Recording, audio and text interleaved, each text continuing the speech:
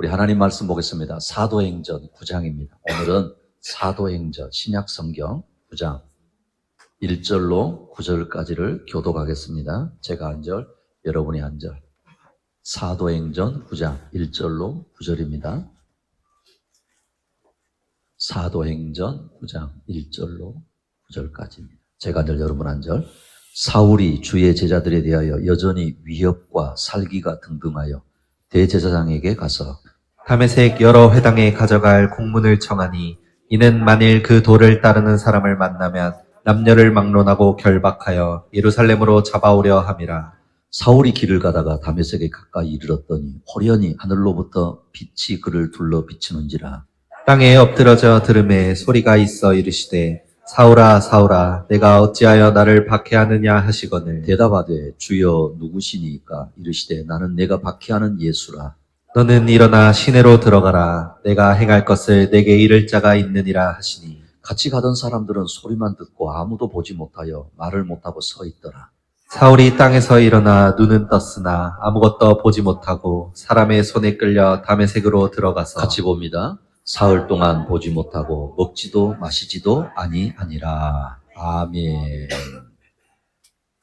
자, 우리 한번 따라 합시다. 하나님의 사람 바울입니다. 자, 하나님의 사람 누구라고요? 네, 바울이에요. 한 주간 여러분 주님 안에서 잘 보내셨어요? 세상과 또 죄와 타협하다가 넘어지지는 않으셨어요? 조금은 넘어지셨어요? 네. 왜 이런 질문을 제가 드리느냐 하면요. 우리 그리스도인의 삶이라는 거는 세상에 살면서도 세상과 짝할 수도 없고 세상의 방법으로 살아갈 수 없는 존재이기 때문에 그런 것이죠.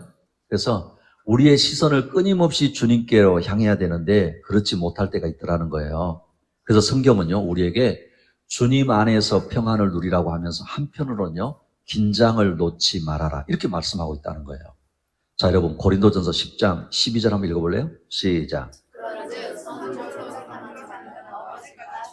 그렇죠. 자, 마태복음 26장 41절 시작.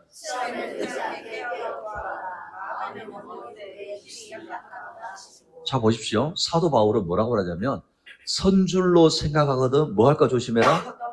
넘어질까 조심해라 이렇게 말씀하고 있어요.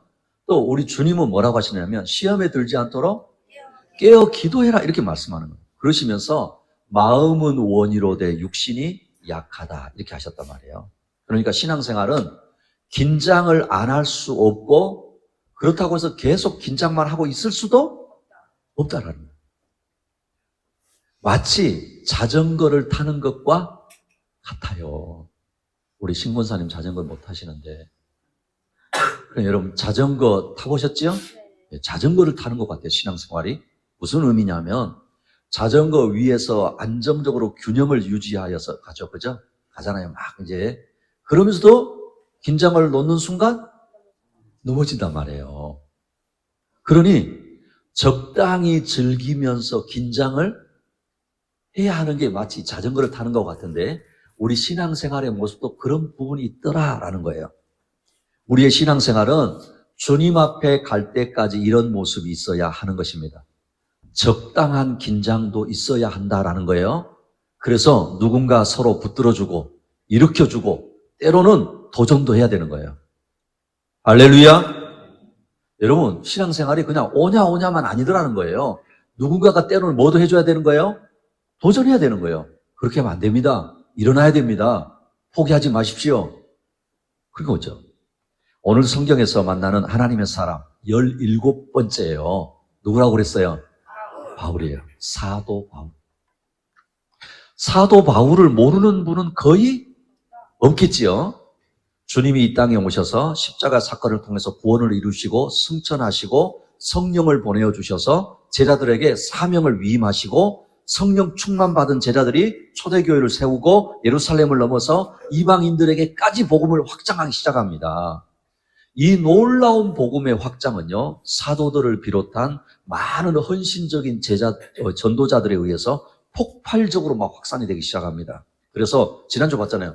베드로가 설교를 하니까 하루에 3,000명, 5,000명이 회개하고 돌아오는 거예요. 복음이 놀랍도록 확장되는 겁니다. 예루살렘으로부터 유대와 사마리아와 로마 제국에까지 전파되어 가는데 시기적으로 본다고 한다면 초대교회 형성이 이제 이렇게 되었잖아요. 그리고 또 과도기를 거쳐가고 확장기를 향해서 막 간단 말이에요. 교회사에 있어서 아주 중요한 시기라고 할 수 있습니다. 자, 그런데 보십시오. 우리가 성경에 등장하는 하나님의 사람들을 통해서 계속 보고 있잖아요. 역사의 주인은 누구시라고요? 할렐루야. 역사의 주인은 하나님이신데 시대마다 그 시대에 필요한 하나님의 사람을 예비하시고 준비하시고 부르시고 사명을 주셔서 사용하시죠. 그걸 우리가 쭉 보잖아요. 또한요, 부르신 사람들이 모두 한결같이 완벽하게 잘 준비되어서 끝까지 사명을 감당하는 경우는 거의 없어요. 실수도 하고 넘어지기도 하고 심지어는 저 나락으로 떨어져 허우적거리는 사람도 있었지만은요, 하나님은 포기하지 않으시고 다시 일으키시고 세우시고 결국은 사명을 감당하게 하시는 것을 우리는 보게 되는 것이죠. 이걸 뭐라고 말하느냐? 따라합니다. 하나님의 열심. 하나님의 뭐라고요? 하나님의 열심이 이루어 가시는 거예요. 그렇다고 모든 것을 하나님이 하실 거니까 우리는 뒷짐지고 있어야 합니까? 그건 더욱도 아닙니다. 부족하지만 끝까지 감당하기 위해서 열심을 다하고 헌신을 다하는 겁니다. 그럴 때 하나님의 은혜가 임하는 것입니다. 어쩔 수 없이 마지못해서 하는 것이 아니라 자원해서 감사해서 주님 사랑해서 감당할 때 더 큰 은혜와 간증거리가 생기는 줄로 믿습니다. 따라합니다. 이왕 하는 거 감사함으로 합시다. 할렐루야. 여러분 주일날 예배 이왕 오시는 건 아니죠? 우리 주일 예배 드리러 왔잖아요. 그럼 하나님 앞에 감사함으로 나가는 거죠. 그리고요, 한 번 마음으로 정했으면 성령의 능력을 체험했으면 뒤돌아보지 않고 주님 바라보고 목표를 향해서 달려갈 수 있기를 축복합니다. 오늘 우리가 보는 하나님의 사람이 바로 이런 사람이에요. 예수님을 만나기 전에는요, 자기 열심이 특심해서 오히려 예수 믿는 사람과 교회를 핍박했어요. 그런데 부활하신 예수님을 직접 만나고 난 후에는 뒤돌아보지 않고 오로지 자신이 받은 사명을 위해서 달려갔고 결국에는 순교의 제물이 된 사람이란 말이에요. 바로 사도 바울입니다. 제가요, 성경 인물 여러 인물들 참 좋아하거든요. 그런데 신약에 와서는 제가 어떤 분을 특별히 좋아할까요? 바울. 그렇죠. 오늘은 바울이라고 하면 되는 거예요. 저는 개인적으로 신약 성경에서 닮고 싶은 분, 이렇게 살고 싶다 하면 바로 이분이에요. 그래서 오늘 이제 다음 주를 마지막으로 하나님의 사람 설교는 마칠 거예요. 제가 마치고 나면 뭐 한다고 그랬죠? 그렇죠. 그래서 오늘은 이제는 하나님의 사람 사도 바울인데요. 첫 번째요, 회심하기 전에 바울이에요. 하나님은요, 다양한 사람들을 이렇게 사용하세요. 앞에서 본 것처럼 여러분, 마태는 뭐였죠, 직업이? 그렇죠, 세리. 그 다음에 지난주는 누구였죠? 어부? 그렇죠, 그렇죠. 그러니까 세리, 마태, 어부인 베드로, 다른 제자들 중에 심지어는 누구 있었느냐면 열심당원, 셀롯 시몬, 가론 유다 이런 사람들도 있었어요.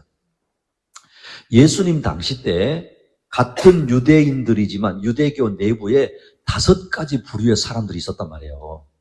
그걸 같은 유대인들인데 5부류의 사람들이 있어요. 첫째는 바리새파 사람들이에요. 이 바리새파라고 하는 뜻 자체가 분리됐다 이런 뜻이거든요. 구별된 자들에 해가지고 이 사람들은 율법을 문자적으로 지키는 사람들이었어요. 그러니까 자칭 자신들이 참된 유대인이다. 어떤 사람들이요? 바리새파 사람들이, 그런 사람들이에요. 두 번째는 사두개파 사람들이었어요. 이 사람들은 제사장 출신들인데 유대인들에서는 귀족 사람들이었어요. 자유로운 종교적인 입장과 현상 유지하려고 하는 보수파적인 그런 사람들, 이런 사람도 있었어요. 세 번째는요, SNF파인데 아주 금욕적인 생활을 했어요. 그래서 하나님 나라를 대망하고 새로운 언약 공동체라고, 이 사람 또 자기들 나름대로 자부심이 있는 거예요. 자기들은 아주 우리가 하나님 열심히 잘 믿어, 이런 사람들이죠. 그 다음에 헤롯 땅 사람들이죠. 헤롯 땅.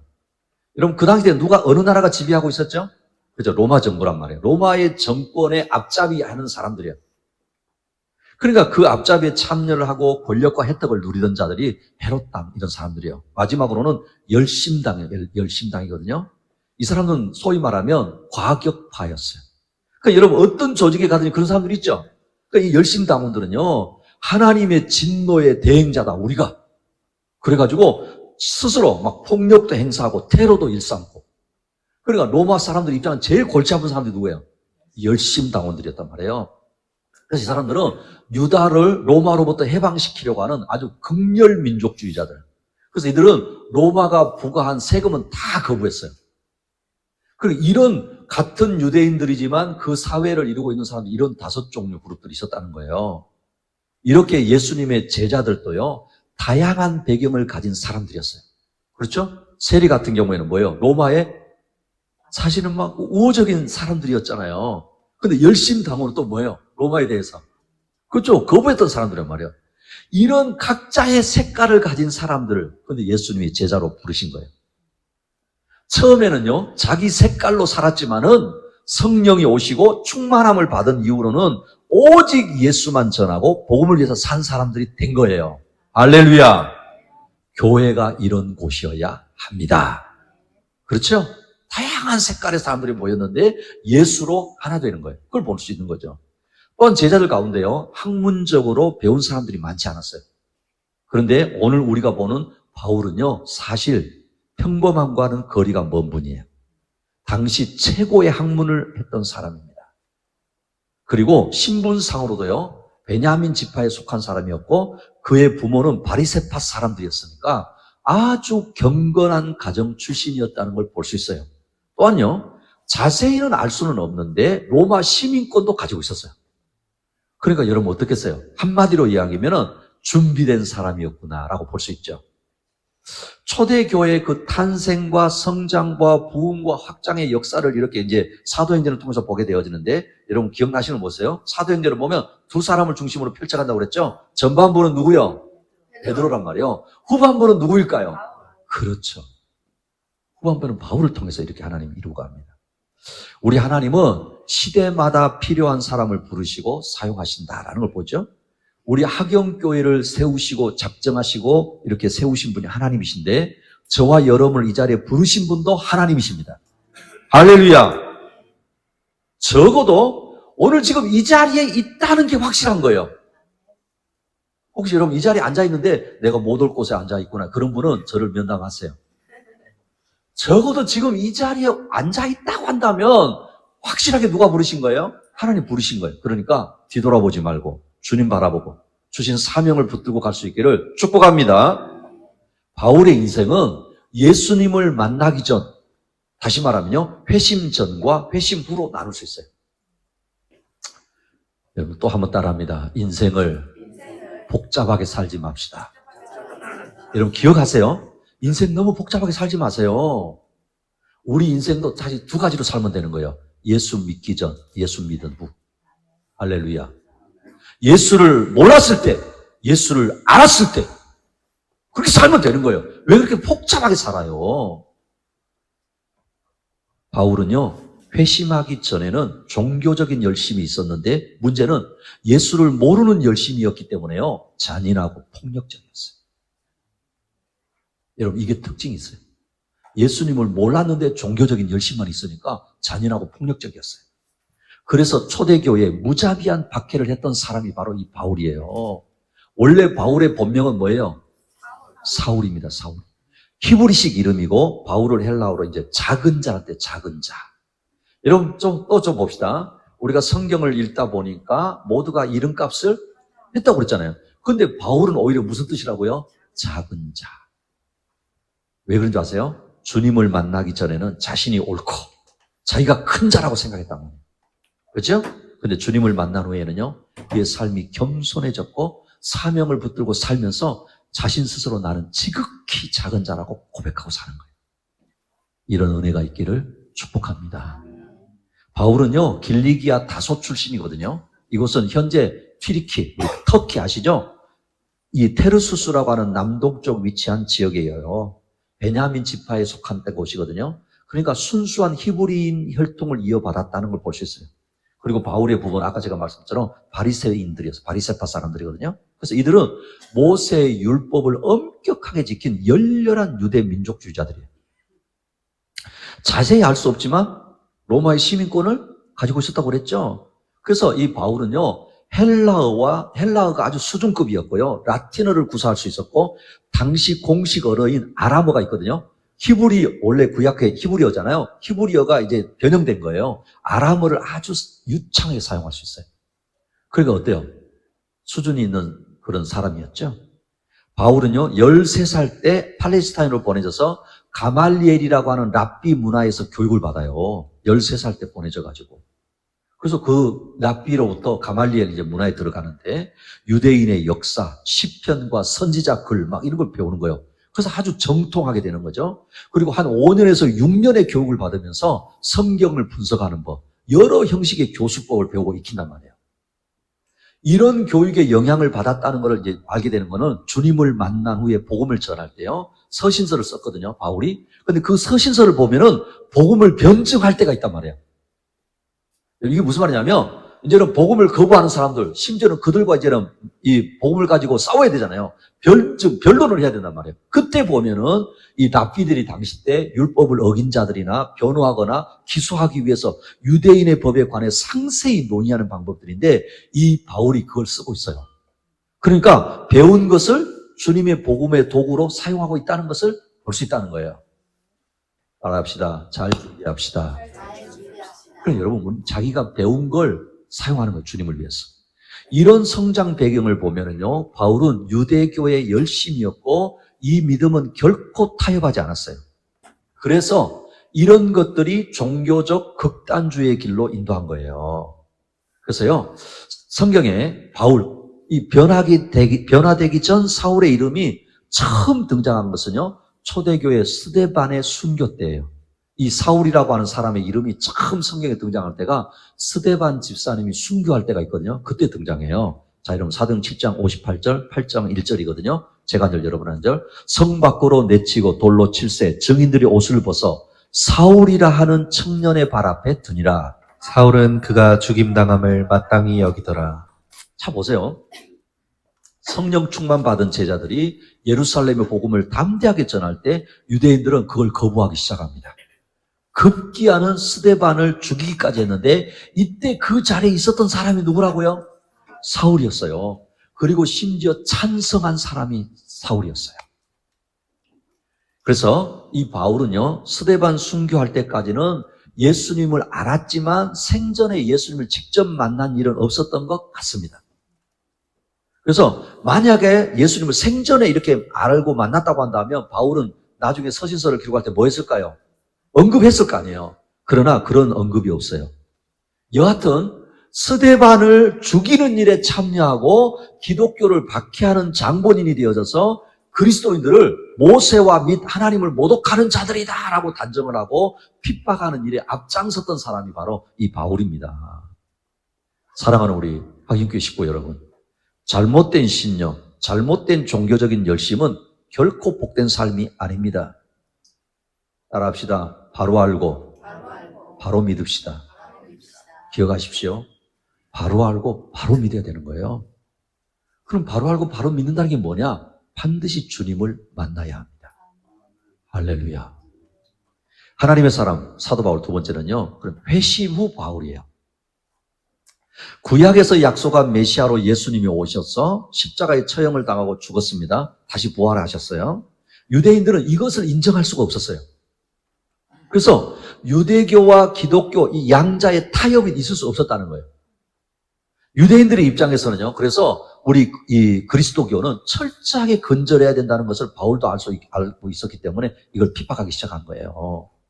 이런 사상이었으니까 바울의 박해는요. 예루살렘에서 시작해서 이제는 외국에 있는 성에까지 막 미치기 시작한 거예요. 핍박하러 나가는 겁니다. 그래서 대제사장들의 권세와 위임을 받고 더 살기 등등하여서 예수 믿는 사람들에 대한 증오심에 불타서 다메섹으로 향했습니다.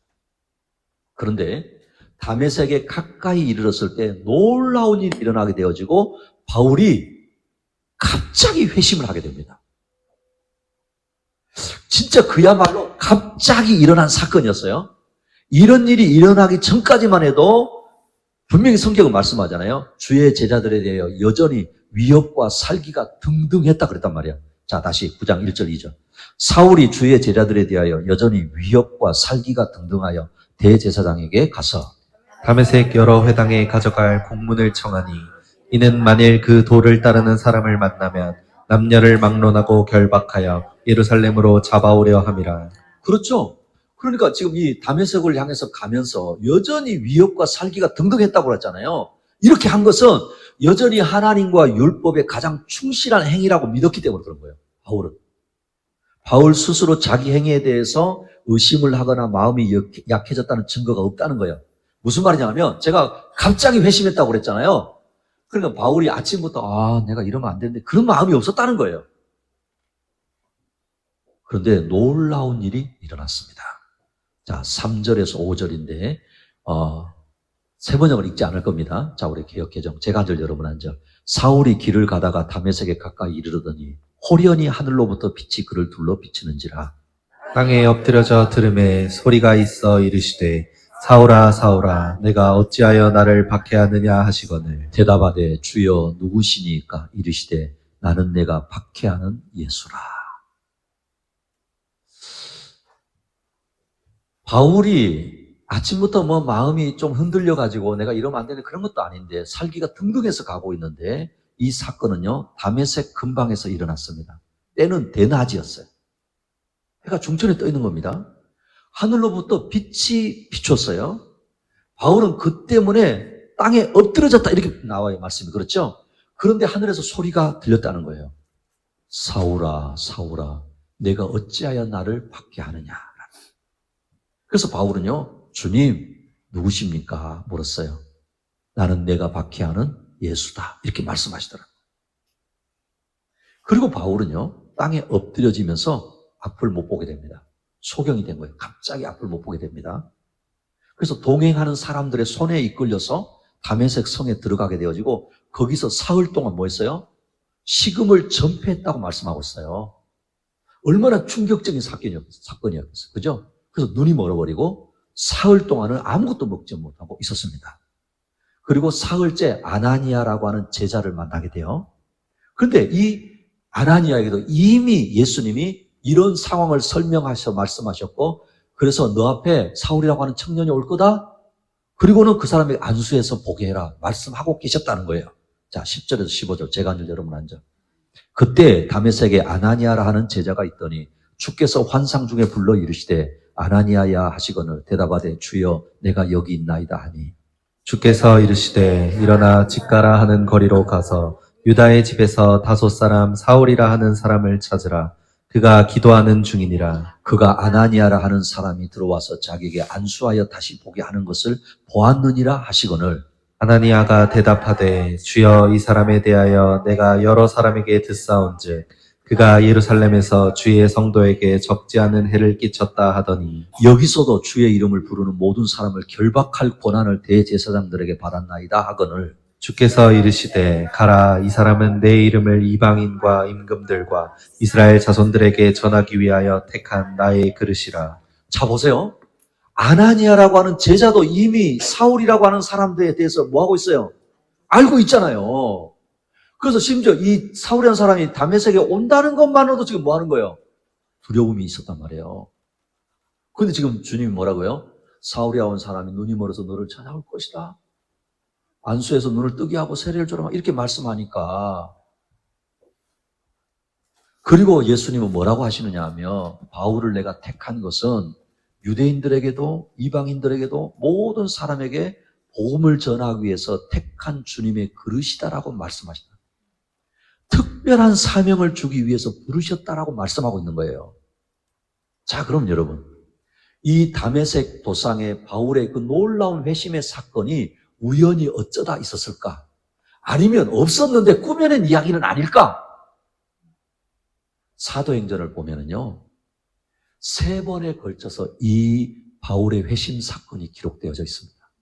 사도행전 9장, 사도행전 22장, 사도행전 16장. 그리고 바울이 쓴 서신서에도 이 회심의 사건에 대해서 기록이 되어져 있어요. 그런데 신기하죠? 바울 자신이 썼을 때는 사건 경위에 대해서는 자세히 기록하지 않고 있어요. 그런데 중요한 게 뭐냐면 바울의 회심 사건과 그를 부르신 목적은 근본적으로 일치하고 있다는 거예요. 자, 그럼 여러분 바울에게 있어서, 이 사울이라고 하는 청년에게 있어서 다메섹 도상에서 주님을 만난 사건이 어떤 사건이었을까? 부활하신 영광의 주 예수 그리스도가 그에게 직접 나타나셨다는 거예요. 여러분, 상상력이 필요한 거예요. 아셨죠? 그냥 부활하신 예수님이 이 사울에게 직접 나타나셨어요. 얼마나 영광스럽고 놀랍고 감격스러웠을까요? 그죠? 그래서 이 분명한 사건이 바울의 남은 인생과 사역을 이끌어갑니다. 할렐루야. 제가 계속 말씀드리잖아요. 예수를 바로 와야 되고 예수를 만난 사람, 진짜로 만난 사람,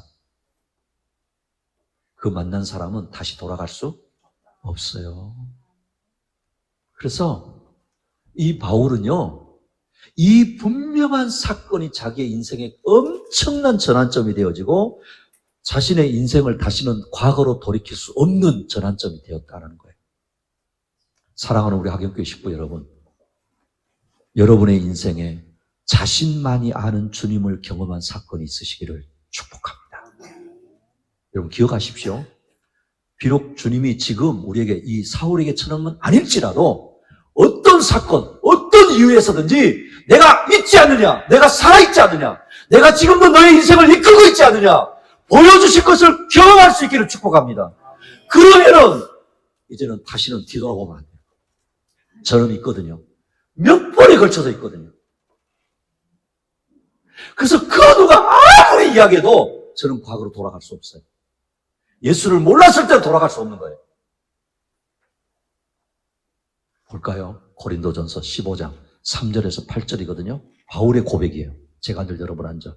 내가 받은 것을 먼저 너희에게 전하였노니 이는 성경대로 그리스도께서 우리 죄를 위하여 죽으시고 장사 지낸 바 되셨다가 성경대로 사흘 만에 다시 살아나사 게바에게 보이시고 후에 12제자에게와 그 후에 500여 형제에게 일시에 보이셨나니 그 중에 지금까지 대다수는 살아있고 어떤 사람은 잠들었으며 그 후에 야고보에게 보이셨으며 그 후에 모든 사도에게와 8절 맨 나중에 만삭되지 못하여 난 자 같은 내게도 보이셨느니라. 할렐루야. 보십시오. 이 다메섹 도상에서 바울은 주님의 음성을 들었을 뿐만 아니라 영광스러운 모습을 보았잖아요. 그죠? 그러니 예수님의 부활과 다시 오심에 대해서 증거를 하는 게 이 고린도전서 15장이란 말이에요. 예수님의 다시 오심, 재림에 대해서 지금 바울이 증거하는 거거든요. 그런데 보십시오. 부활에 대해서도 이야기하는데, 그러니 예수님의 부활과 다시 오심에 대한 증거를 하면서 뭐라고 표현한 줄 아세요?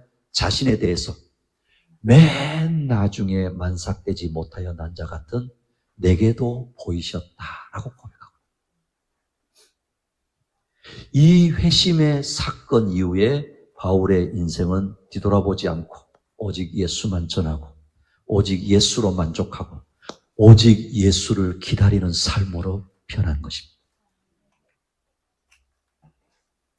한마디로 예수를 만나고 완전히 뒤집어진 인생을 사는 거예요. 저는요, 우리 하경교회 식구들이 다 그랬으면 좋겠어요. 사랑하는 우리 아이들 특별히 부모님들 다른 거 없어요. 예수를 만나면 되는 것입니다. 예수를 경험하면 되는 거예요.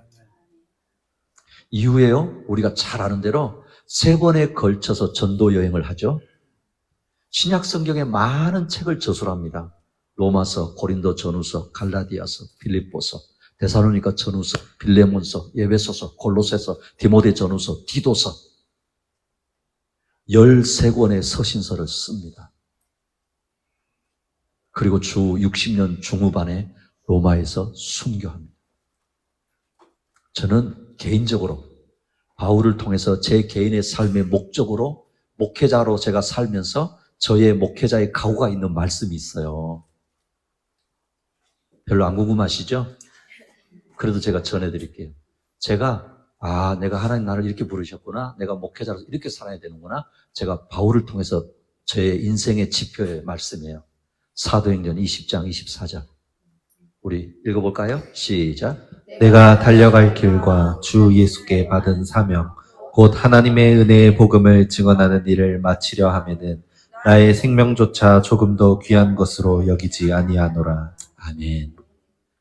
나의 달려갈 길과 주 예수께 받은 사명 곧 하나님의 은혜의 복음 증가하는 일을 마치려 하면 나의 생명을 조금 더 귀한 것으로 여기지 아니하노라.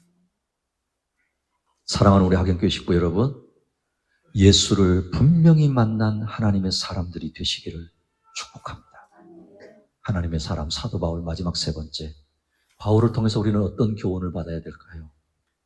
종교적인 열심에 빠져서 자기 열심으로 오히려 교회를 핍박하는 박해자였지만 그리스도 앞에서 약한 자였던 바울이 예수 그리스도를 만남을 통해서 진정으로 강한 자의 모습을 보게 됩니다. 자신을 사랑하여 부르신 주님의 음성에 순종하였어 이방인의 사도로 주님이 보내시는 곳이라면 어디든지 가리지 않고 가는 열정적인 하나님의 일꾼이 되었습니다. 당대의 최고의 랍비에게서 교육을 받았고 로마 시민권을 가진 당당한 신분임에도 불구하고 예수를 만난 후에는 자랑하지 않고 교만하지 않고 두렵고 떨림으로 하나님 앞에 헌신했습니다.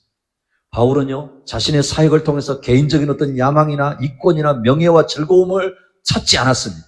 사심없이 복음을 전하는 데 없고요, 예수 그리스도의 영광과 고난에 동참했던 것을 보게 되어집니다. 다메섹 도상에서 부활하신 예수님을 체험하고 회심한 후부터는 죽음의 순간까지 꾸준히 일관된 신앙으로 달려갔습니다. 자, 여러분, 사도행전 16장 25절, 빌립보서 4장 4절, 제가 늘 여러분한테 한밤중에 바울과 실라가 기도하고 하나님을 찬송하며 죄수들이 듣더라.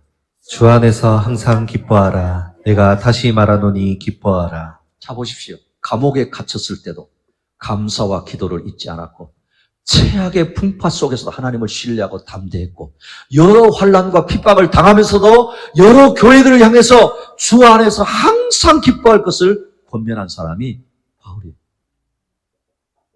따라합니다. 환경을 뛰어넘어서. 멋있지 않아요? 환경을 뛰어넘어서 찬송하고 감사하고 환경을 뛰어넘어서 기뻐하라고. 빌립보서 3장 20절을 같이 볼게요. 시작. 우리의 시민권은 하늘에 있습니다. 그곳으로부터 우리는 구주로 오실 주 예수 그리스도를 기다리고 있습니다. 아멘. 바울은 보십시오. 이 땅에 살면서도 주님을 만난 이후로는 늘 시선을 주님께 두었다는 거예요. 예수를 만나고 난 다음에 그 시선을 늘 주님께 두었습니다. 그리고 그 주님을 다시 만날 날을 기다리는 믿음으로 살았다는 것. 사랑하는 우리 하객교 식구 여러분, 저와 여러분의 인생에도 주님을 만난 자의 삶이 있기를 축복합니다. 주님을 기다리는 자의 삶이 되기를 축복합니다.